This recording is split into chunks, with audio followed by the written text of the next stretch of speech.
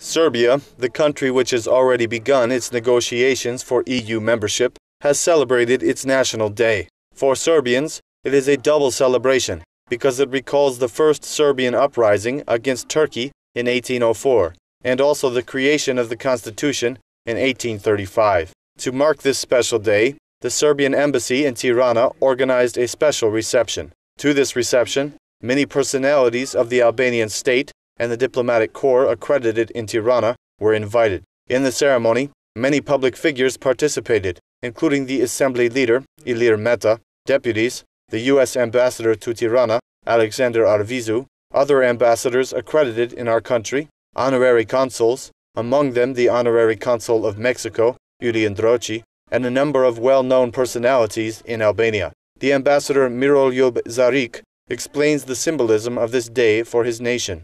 This is a multiple celebration for Serbia because we remember the uprising of 1804, but also the formation of the constitution that made the separation of powers, the executive, the legislative, and the judicial, he said. Acknowledging that his country is in an important moment for the European integration, the ambassador says that Serbia will continue its efforts to normalize relations with Kosovo, but will not change the attitude of its proclaimed independence. Serbia's position is known. The dialogue and compromise of the two countries does not mean that we have changed the attitude of Serbia against Kosovo's unilateral independence. This should not be an obstacle to the common purpose, the membership in the EU, he said. The Serbian ambassador praised the relations between Albania and Serbia and expressed the desire to further strengthen the bilateral relations.